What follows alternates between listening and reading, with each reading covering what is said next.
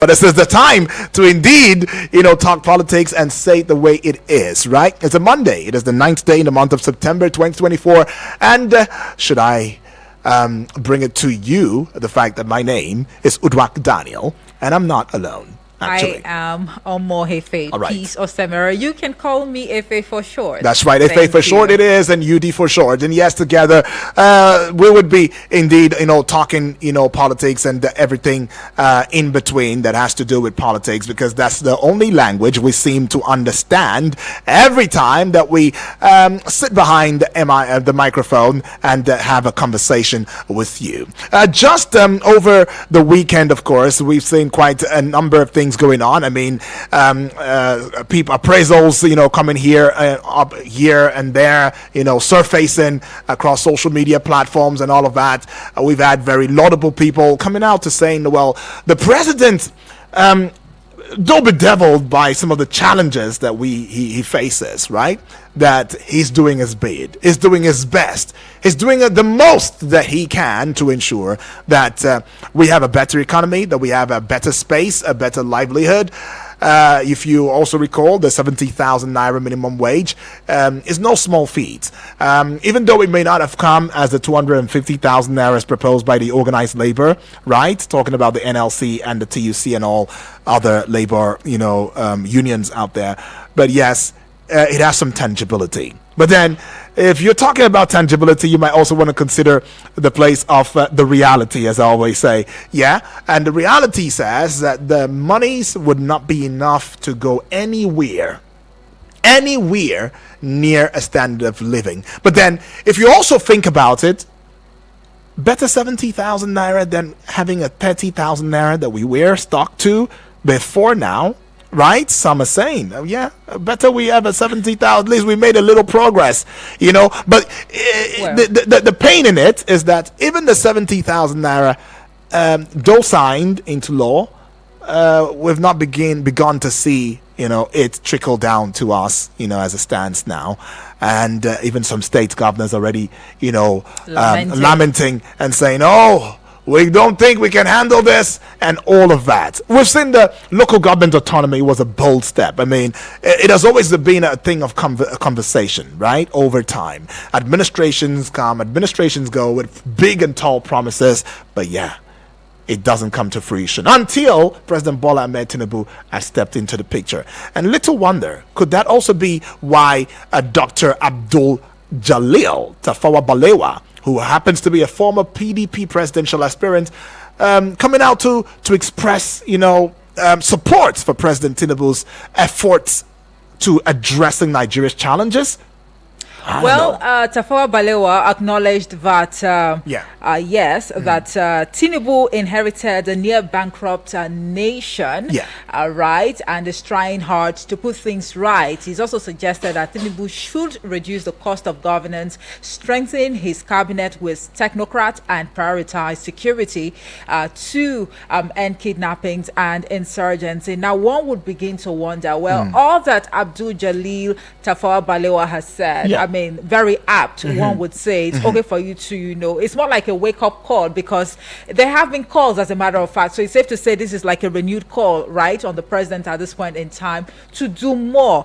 Now, I would like to run us through some of the promises that the president made shortly after he assumed, office as the president. I think the first nationwide broadcast where he promised quite a lot. I might not really be able to read out everything, but of course, one would recall that at the time he actually said that 50 billion naira, would be doled out to cultivate rice. That way we ensure food security.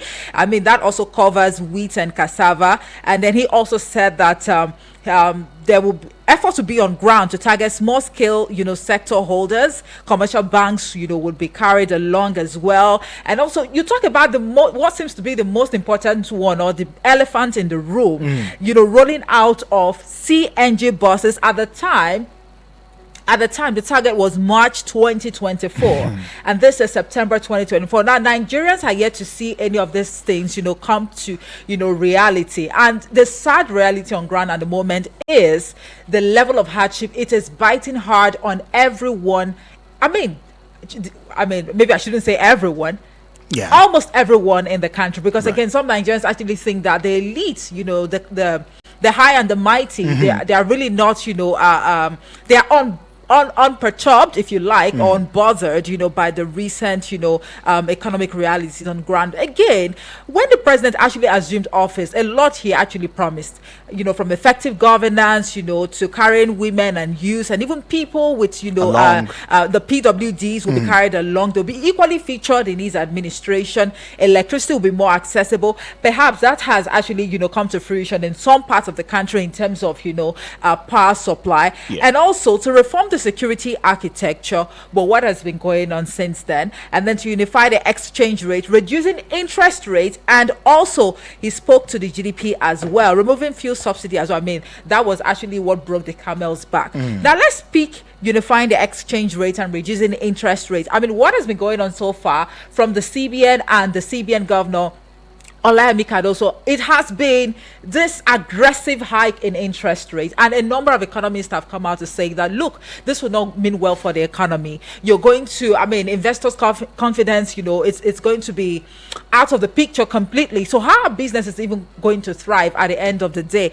But again, there is so much to talk about with a lot to take in. Indeed, the president inherited, a near bankrupt nation. But this is more like an excuse. Now it appears our leaders are beating round circles, because it's not like when you come into office you lament, you give an excuse that when you came into office you met truckload of issues unattended to.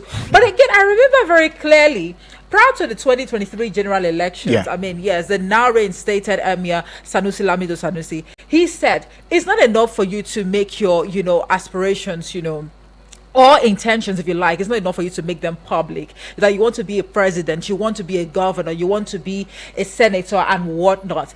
You should also do thorough background search, so that when you assume power or office, you don't go about, giving same excuse over and over. It's like people are now crying over spilled milk. Then the question would be, are we having an absence of visionary leadership? Is that a reality on ground at the moment? Because if you take a critical look at all of the promises that the president actually made from when he assumed office, May 29th, 2023, till this very moment that we speak, it looks like little or nothing has been done. And then to think about the fact that in recent years, we have been one of the solid economies in Africa, and significantly, yet we face challenges, economic stagnation, corruption, insecurity.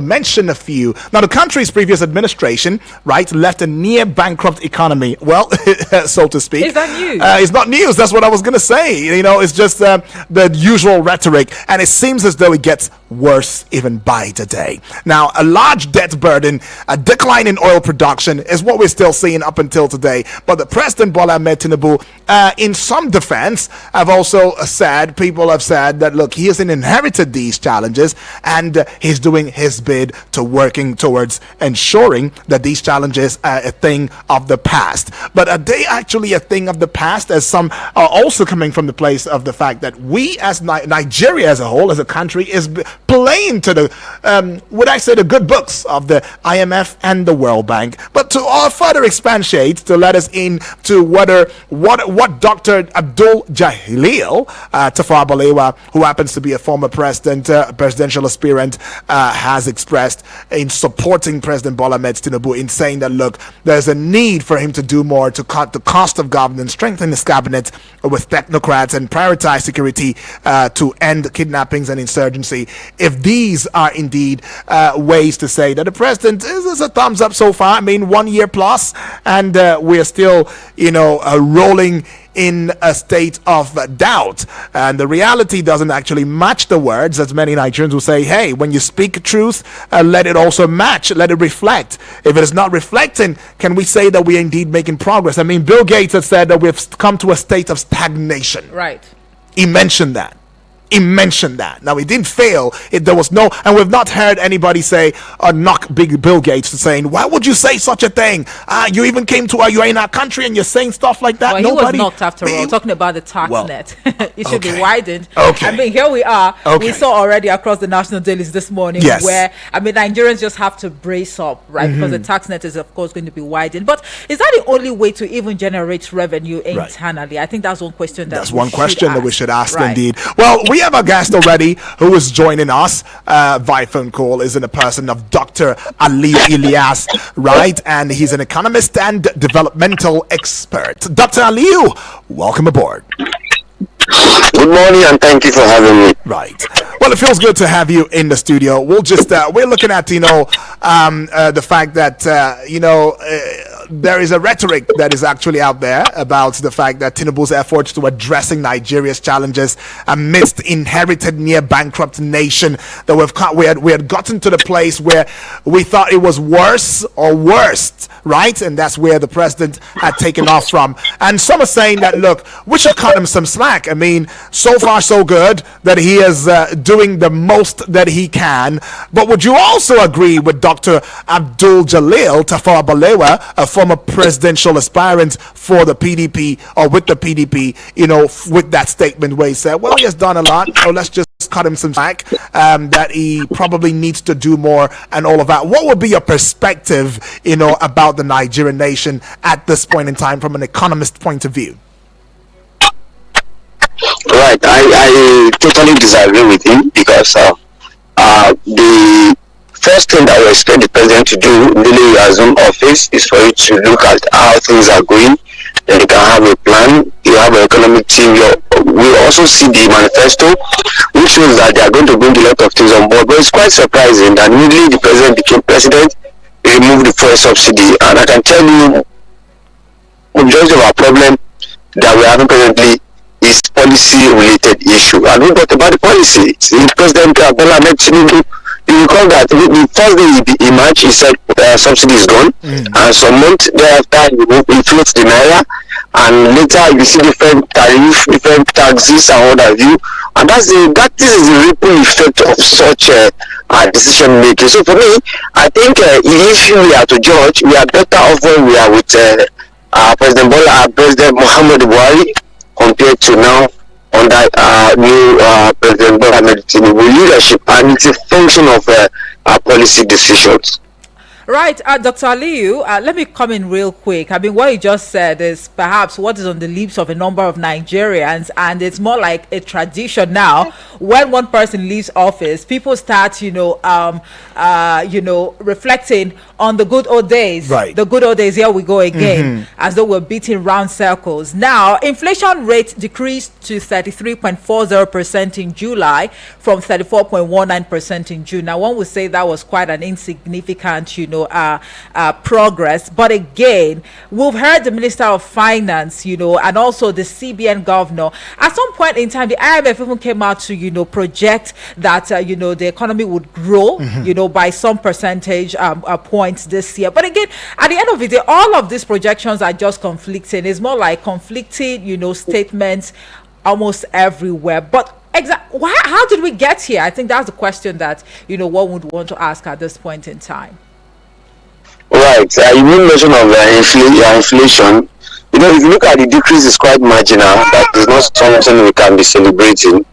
Then if you also look at the IMF projection, they have even rescinded their decision and reduced the expectation compared to what they said before. So that shows that definitely there's challenge. Then talking about how we get here, like I always say, a good economy need a good policy decision. And once we have the right policy, I can tell you we will definitely soar. But if you look at our present decision, they are not what our president and his team have looked at the possible problem that will arise from it. And if you look at across the globe, look at different economy that we have, look at what they are putting in place. Go and check every economy that floats there. Naira, I can tell you they are in quagmire, they are a serious issue. You cannot leave such for markets. You have to take charge of it. I can tell you, look at Japan, even look at Malaysia, those that take charge of their of their currency, they are actually enjoying the economy. But look at the country like Argentina, who left their own to be floated, and they are paying the price. Look at even Zimbabwe, look at Venezuela. So you have to compare the economies and look at what model are we actually looking at. Perhaps this is a challenging period for Nigeria. We need the Minister for Finance and the other economic team to really be up and doing, to bring about a very good policy that will help us to navigate out of this challenging economy. Right, but let's get into the fact that there has been, some talk, and I would love for you to clarify. I mean, you one who's well versed, when it comes to matters that concern economy in general, especially a nation's economy, even the personal individual pocket economy. You are also well versed with that. But let's come to this, thought line. It is understood the fact that Nigeria's economic challenges are deep rooted in, its history of corruption, mismanagement, and over-reliance on even oil production. Now, the country's debt burden has increased significantly in recent years, and it's making it quite difficult for the government, to invest in essential services such as healthcare and education. Just on the front page of Nigerian newspapers today, we have seen where, it was a big headline with a Guardian newspaper about parents groaning, Nigerian parents groaning, right, as a result of the fact that school has resumed, and of course the respective hikes. And if you are aware, I believe you are, a 50% VAT, yes, has been put out there, whereby, of course, we're being taxed again. Now, would you say that we do not have experts, in Nigeria that would have advised the government well enough to take us out of the quagmire that we find ourselves, this deep-rooted economic crisis that we find ourselves? You mentioned floating the naira as being, a wrong move. What could have been the better moves then? Is this because we are lying? Right. Let me start from personal, since you say we should look at it from both perspective. Yes. First and foremost, as a week before, the schools send us a cost of school for this is a resuming, new class rather. Right. And do you know, after the adjustment of pump price from 617 and then to 895, they send us another message that sorry, we have to readjust and change because of the change. So that little change has been about 20% increment in the school fee. Again, let's load the transportation itself and other things. I'm sure by this week is when we'll start seeing the ripple effect of that hike in price about a week plus ago. Now, coming to our policy decision, you should notice the CBN governor. He has come up with about 40 framework or policy decision since they assume as central bank. What happened to that? As simple as we have serious policy somersault. We are not consistent, and every business wants a stability that they can really trust. So big business will come in when you don't have a stable economic. People cannot predict what happens next. You wake up tomorrow, you say yes, tariff change. You wake up tomorrow, you say no, VAT should move from 7.5 to 10%. And that's my challenge with this government. Up till now, we have not seen economic policy, economic direction of President Bola Ahmed Tinubu.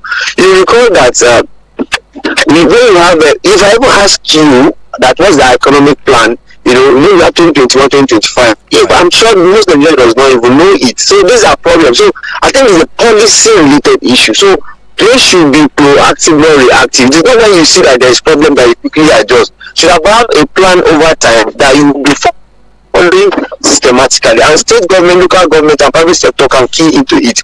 What is the plan is the question. Right. Right, Dr. Ali, just to comment real quick. Now, a number of bodies, unions, they've come out to threaten if care is not taken, strike action or protest. In the words of NLC, NLC is urging Nigerians to revolt, against, the government. And that's because of, the aggressive hike in the price of PMS, which has also, trickled down to, cost of living, transportation fare, and and even school fees for children that are supposed to resume school or that are resuming school today. Now, at the end of the day, we know, of course, that when the economy is grounded by means of strike or protest, it will definitely have ripple effects on not just the economy that the gate already tagged, stagnant, but also on Nigerians generally. I mean, the question now would be, what exactly do you think is the way forward? And then the promises that the president has made over time, do you really see them having a bite on the reality on ground? Right. I think Labour, for me, they are very, very right, because you recall when they increased their salary when they changed their minimum wage to $40, which is about 70,000, and they were told that there will not be any increment in the pump price, but this is pump price increment already. So that shows that they have to pay more now. It's not about the money you get; it's about the value of the money. I can tell you that 70,000 cannot even buy a bag of rice. So if you need other condiments to really make up the rice, perhaps. I notice government every time they come up with a palliative of rice. This is rice that will continue to eat. So I think government is not being sincere to an extent, and they are still not getting the economic right. So I think it's not about that we don't have experts, it's because we are not consistent in what we are doing. I can remember some policy that we feel brought about, but we are not sustaining it again.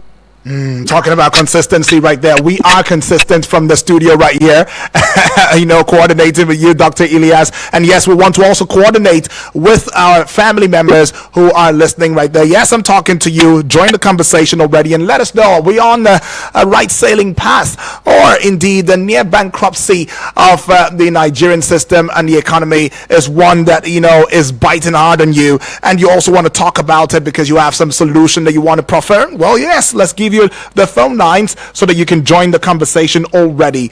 Right. You can call us on 090-8766-8888.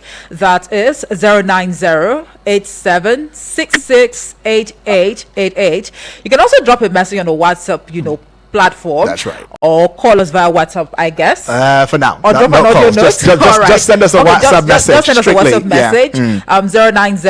090-090-7054450. Right. This is the WhatsApp portal number once again, 0909-705-4450. And we got this call already. Hello and good morning.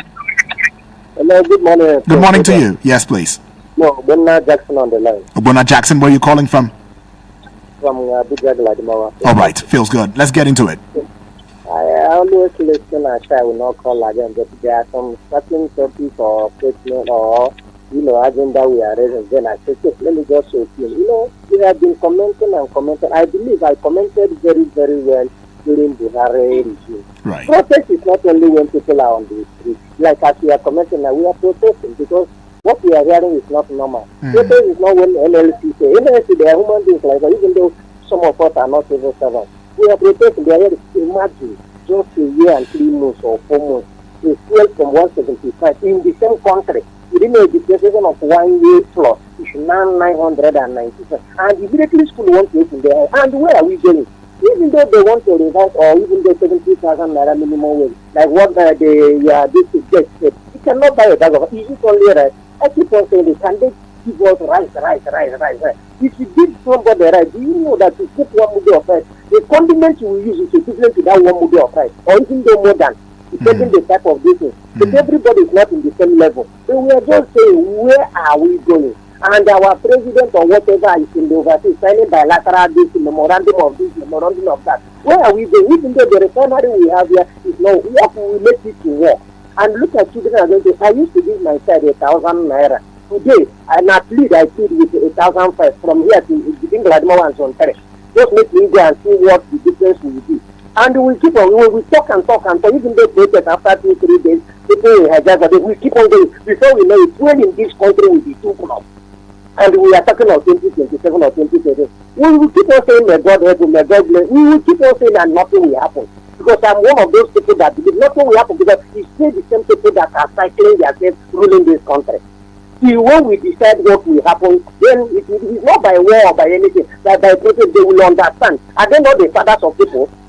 Even though whatever they like, let them be. Their children are associated with the level we are. In any organization, they are associating with people. Okay. We see how other leaders are doing. We keep on commenting. 1 year we go, 2 years, 4 10, we continue. Is it not a door that is violent in terms of election? They will promise, and somebody who has stand in there before will come and tell you these people are deceiving you. When he was here, what did he do? Right. God help us. All right. God help us right there, Bunaya, for that one. Some conversation he brought on to there. So we're still with Dr. Aliyu Ilyas. Well, Doctor, I mean, it's clear that according to what Bunaya said, is that we are in a state of protest. It must not be to get on to the roads, to the streets, and all of that, or heed to the call of the NLC, which quite a number of persons have said is quite insightful and provocative. Because what was that word again? You know, it was a very harsh word from the NLC to say. But then, can we say that we have light at the end of it? Well, let's just quickly take the call, and we wouldn't take this call. We should indeed go pay some. Dr. Aliyu Ilyas, we'll be right back with you, and yes, to you listening to, don't go away, because when we come back, it will be in full blast. It will be about you and you and you, because your voice is all we want to hear. And of course, we keep talking because we need to make the positive change and put things in the right way.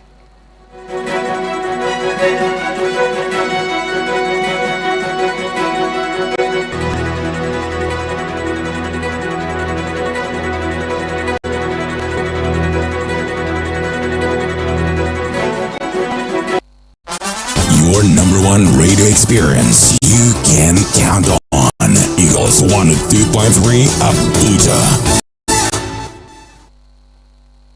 Please listen to this announcement. Unlock your future with Study Now in collaboration with York St. John University and Study Abroad Fair in Abuja. Discover top-up, postgraduate and reach programs with tuition fees ranging from £11,300 to £11,800. Meet university representatives, receive instant application approvals, and even get an offer on the spot. Study Now's services are completely free, including complimentary visa assistance. Join us on October 9th at the exclusive Serene Hotel and Suites, plot 31 Ruben Okoye Crescent, Wuye, Abuja. Time 2 p.m. Your journey to success begins here. Don't just dream it, achieve it.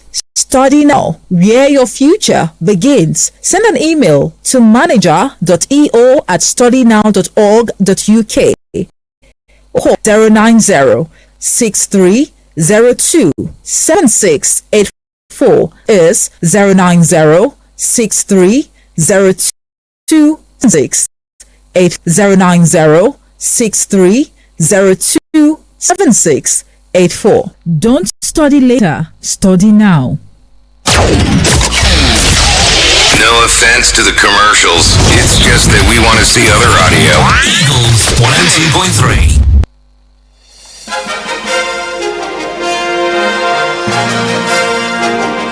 Fresh perspective still coming on.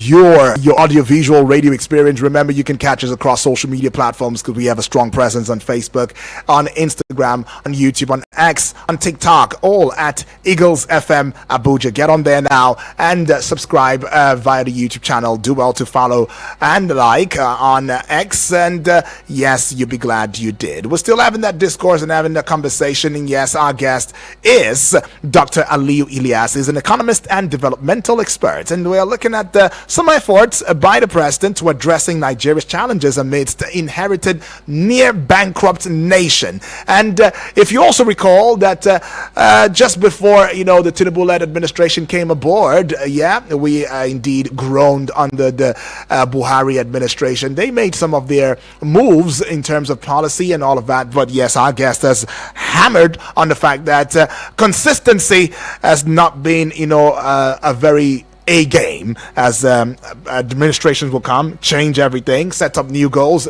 that most of the time is never met. Well, we're still hearing from you. The number would be 0909 0908, I beg your pardon, 0908 766 888, and the WhatsApp number where you should send your WhatsApp message alone would be 0909 705 4450. Taking this call. Hello, good morning. Good morning, Efe. Yes, your name and location, please. Thank you. My name is Alamin from Central Area. I agree to Jack. Good morning to you. Our guest. Yeah. Yes, thank you. My question to our guest, his opinions are very valid. I think that is. But however, whenever people, when we're analyzing the government policy, and we say the policies are not good, but we do not provide an alternative, and then the question I would have our guest is, he was to be the president of Nigeria today, what would it have done differently from what Tinubu has done? The Tinubu's basic reform brought about some of the economic hardship we are facing. The first would be the removal of the subsidy, which by the way, every one of the candidates campaigned for. And I'm beginning to feel I wish President Bola Ahmed Tinubu lose the 2027 election. So let Atiku win or let Peter Obi win, and then come and bring back the subsidy so that we'll see where the money will come from to pay for the subsidy. Right. The second is the floating of the naira. Under the Buhari's administration, over $1.5 billion was being used on a monthly basis to defend the naira. The majority of this money allegedly will end up in the pocket of the president men at the CBN. They now collect the money and they go and sell it at the black market. So is our guest, if our guest was to be the president, will you still retain the subsidy, and would you still allow that we continue to live fake economic lifestyle by continuing to defend the naira against the dollar with our very scarce forex reserve? Thank you so much. Thank you so much, Alamin, for that. Some strong points Alamin had raised there. Yeah, Dr. Ali Elias, let's have your take on this now. Thank you so much. I think I listened to the last person who spoke. Yes. And he told me, he said that if I were being the president, now first and foremost, you recall that even President Muhammad Buhari, when he was talking about floating, removal of first subsidy, he said he would do about three things. Number one is to make the refinery work. So if I'm President Bola Ahmed Tinubu, I will go to the refinery myself and I'll make sure I see to it. This is 1 year, about 5 months now, that has become president. The refinery has not worked, and for me, he has not done anything surprising, because I expect him to almost sack whoever is not making it too much. So that's number one thing. Number two, President Bola Ahmed Tinubu also tell us that CNG would have been everywhere by now. I can tell you, we don't have up to 2% of vehicle converted to CNG. And what is the problem? The problem is that they did not onboard to that sector very well. I trust an average Igbo man who love business would have go abroad, bring all the parts they need. Personally, I went to a particular CNG conversion that has been advertised by federal government to convert my car. When I got there, they told me that sorry, they've not received the material for the conversion. I was surprised, and I said, okay, what? They said I should drop my number. A month down the line now, they have not called me. The one that are actually functional along the airport road here, that is in it, I can tell you that people that have converted their vehicle are now on queue to get the CNG again to refill. Do you see the problem? So it's not even about conversion, it's about when you even convert, when will you buy the gas? That's there. And then the third one is about palliative. As an economist, we have seen different palliative, right from Obasanjo, NAPEP, to Yaradua wealth creation, to time you win, to President Muhammadu Buhari subsidy reinvestment program, NSIP to empower and trader money, different nomenclature. We've not seen any meaningful thing out of it. So we have to think out of the box and make sure things actually work well. Now the federal government has gotten more money in terms of income. Now I can tell you that the federal government now share over 1.2 trillion alongside the state and the local government. But the surprising thing is that it has been eroded because of the floating. You make mention of floating. Now, if you float the naira, now that you float the naira, even the income government is making is not useful for them, because they use a lot of them to actually cushion the effect of 1,500 issues. So if a government is to spend 10 billion for a state now, it has increased to about 25 billion naira because of the floating of them. So it does not make any sense to carry these two variables at the same time, to put them he used. So you must have to choose one and get a pathway. And to be a president is a lot of responsibility. You must look at the pros and cons. You will not come one day and say you move the first subsidy. Even do you know that even the budgetary allocation for the first subsidy has not been exhausted at the time we started paying for the first subsidy removal. Thank you. Okay, well, yeah, the discourse is still on. Let's take this call. Hello and good morning. Good morning, UD. Good morning to you, Moses. It's Moses. God bless you. Right. Thank you. Where are you calling from, Moses? I'm calling from Suleja. Awesome. Let's get into it. Yeah, I think that one of the wrong policies that Tinubu has taken is by, first of all, you never come to know the administrative policies of what you are coming to take over from. And you stood on your inauguration day to announce the oil subsidy removal. Administratively, that is wrong. In a system of economy, that is wrong. You have never entered an office that you have been sworn in to sit down with your cabinet to have a decision. What are we going to do? In the point of governance and the system of governance, you need to sit down to evaluate the danger, the advantage and disadvantage of a policies you are about to take. This is where ideas talk. Individual ideas, after gathering together, the effect. What are we going to put in place to cushion the oil subsidy we are about to remove?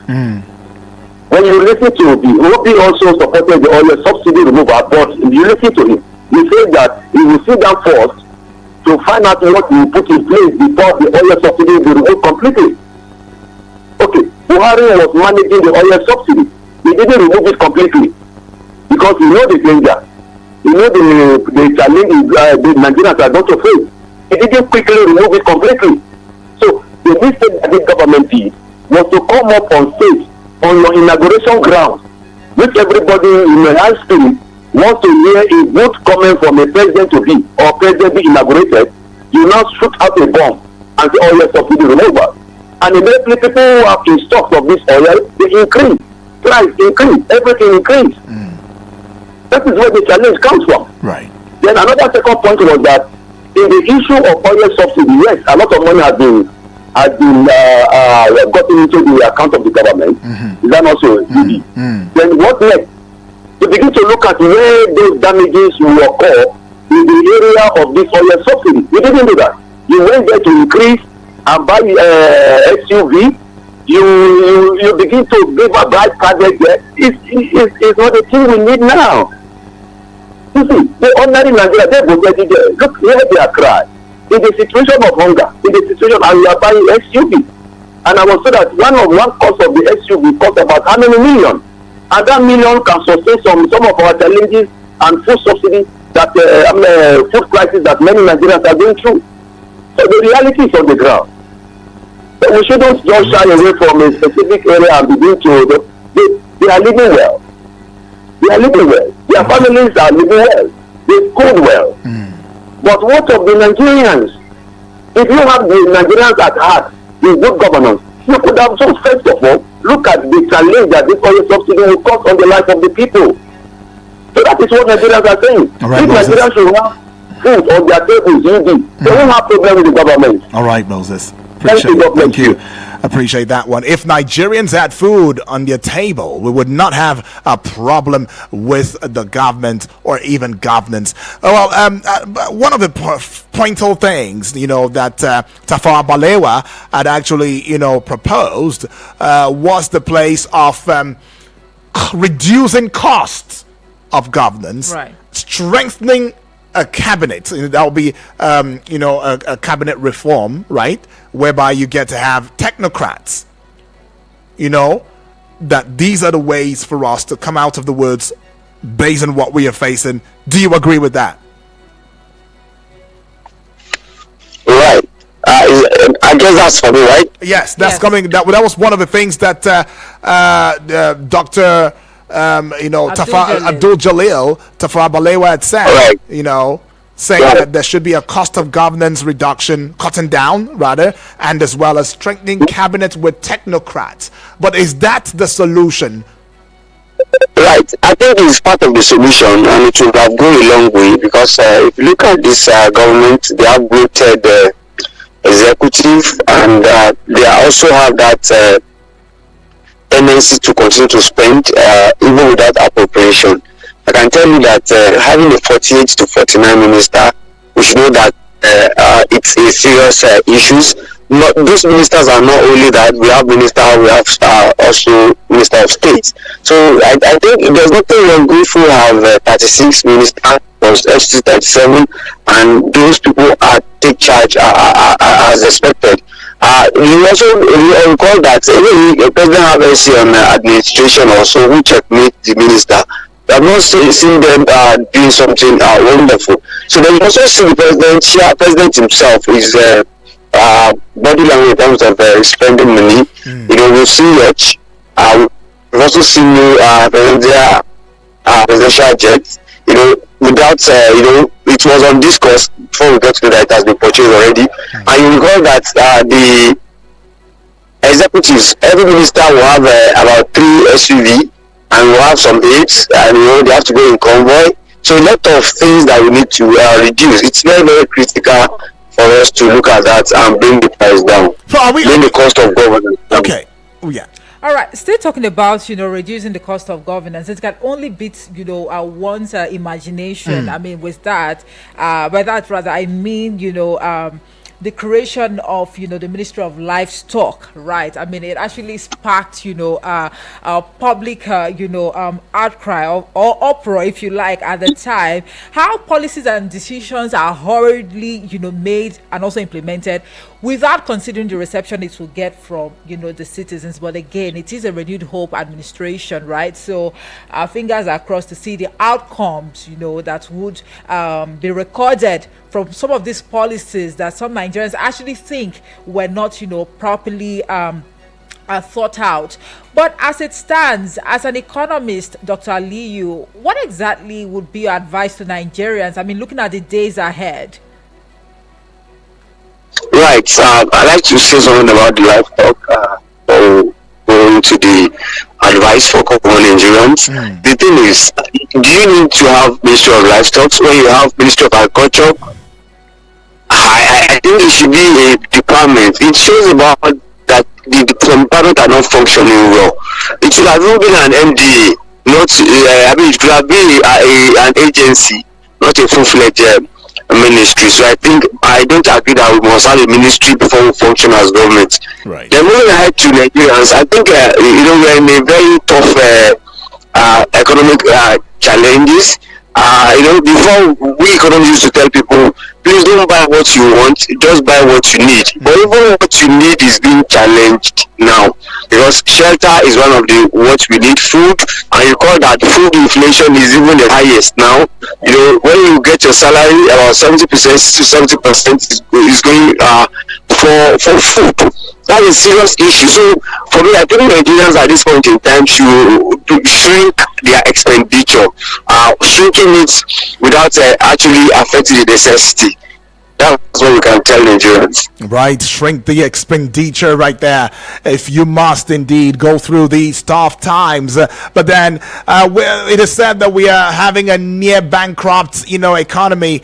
Would you also agree with that? And if you agree that we have a near bankrupt economy, have we indeed done enough? In fact, let me put it the way it should be. Has the president done enough to taking us out of the woods on this one? Well, government is a continuum. If you ask the present government, they will say they are doing everything to take us out of the wood. They are fixing the past bad governance. So you ask them, they say yes, that's what they are doing. Yes, we agree that there are some positive policy they are also bringing about. But when people that are worse off are more than people that are better off. According to Pareto, we said it's a bad government or bad governance or bad economy. So we want people that are better off to more than people that are worse off. That's our expectation. What do we stand to be afraid of when we hear the near bankrupt economy for a country as large and richly blessed as Nigeria? What should we be? Should we be afraid? My fear is that we shouldn't go into recession, but I know this government is getting money to make sure we spend our money very well, so that we won't have the issue of bankruptcy or going to recession. I don't think we can actually go, but I can only advise the government that they should maybe carry a bit on the implementation of the IMF Britain Wood led advice to Nigerians, because it's bringing hardship every day to Nigerians. Well, let's just go to the WhatsApp portal number and see what messages are there, as our family members have sent messages right there. Let's start with this one now. Samuel from Kuje, he says, greetings, Yudi and Omoefe. Thank Greetings you. to you He says, too. for me, Tinubu's government is not sincere with, Nigerians. I have not seen any fulfilled promise on the ground by the government. He is like a spectator outside the field who knows how to play football, only to enter the field and become more confused than confusion. We are no longer interested with the unfulfilled promises. We want to see something good happening. The masses are already pushed to the wall. Many children are at home now because their parents cannot afford money to send them back to school because of the economic hardship inflicted on us in this country by the government. Kai, who do us this, and how did we get here? May God make it easy for us in Jesus' name. And we say amen. Amen to that one, prayer, actually. Samuel, thank you for that one. And we're taking this one from James, right? Well, James says quite lengthy. James, this is too lengthy, right? We'll just try and, take bits and pieces from it. Well, James says it is so shameful when the government keep talking about inherited problems. They campaigned with the last administration on the back of their supposed achievements, promised to carry on from where the last administration stopped. They keep putting the cart before the horse every time. The cause and effect of the ill-timed policies so far is what is responsible for the economic balablu that we are faced with. I think we just leave it there. We'll just leave it there because of time. But James, thank you, and appreciate that one from you. Let's go see this one now from Honorable Edwards. Good morning, Mr. Yudi and my sister. All right. I'm really happy to be your sister, but my name is Efe. Right. This is from Honorable Edward from Apo. Right. It says, to be honest, this government as it stands is confused based on the situation in the country presently. What's happening to the local government autonomy implementation? What about our refineries? What about palliatives? Where is this year capital budget implementation? How far about insecurity in the country? What are we benefiting from the tax increase? Mr. President has a good plans, but implementation and cabal are a major problem. This is time for governance, not politics, right? Thank you, Honorable Edward. Right, Honorable Ed said this is the time for governance and not politics, and we cannot agree any, less. But it looks like politicking has started. Started already. 2027. 2027. What is going on? And it's really scary. And in the midst of the politicking, the sad part on my face is the place that we are losing lives. We are losing lives one way or the other. These policies, implementation deficit is indeed trickling in an adverse way and affecting the lives of our brothers and our sisters out there. Look at the collision of the tankers. One way or the other, everything is connected, right? And that's why we keep on talking. Now, it's one thing, right, to talk about the issues. There's another thing to prefer solutions, but as part of preferring solutions, what do you think can be done in terms of monitoring and evaluation as well as sustainability, Dr. Aliyu, as you put a close, to your thoughts?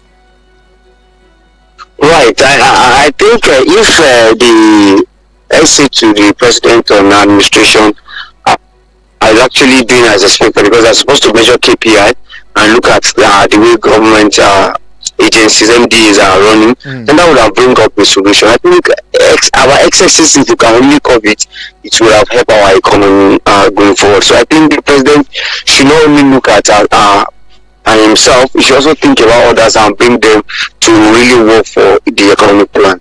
Right. Bring them to work for the economic plan is what Dr. Aliyu Ilyas is saying. Well, we'll just want to say a big thank you, Dr. Aliyu, for joining the conversation. But Omoefe seems to have one thing to say, into it.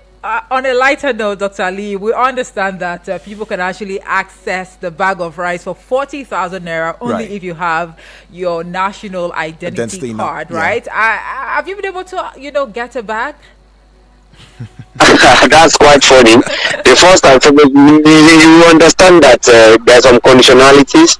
Though I have the NIN, but they also said IPPIS for civil servant. The thing is, we've not seen any media sharing it, so we look forward to see it, and we'll bring you up to speed once we see it. Okay. Absolutely. Thank you so much. So that is on the negative then. Thank you. Thank you so Anyways, much. thank you so much, though. Appreciate your time with us, Dr. Lee Eliezer. We hope to have more conversation with you in the coming days. Thank you for them. Right. Okay. This is, of course, where we would be putting a peg, to it. But then we could still take one or two and have your voice, out there. You might as well want to share maybe solutions this time as to how we can go about or go around, the situation. Because look, it's one thing to be the president, but you alone as the president, you cannot indeed do it all by yourself. You need people around you. And talking about that call, it just comes. Hello. Good morning. Good morning. Yes. Your name and location, please. My name is Zubairu Isa, Selene from Silesia. Awesome. Niger State. All right, a very quick one. Let's get into it.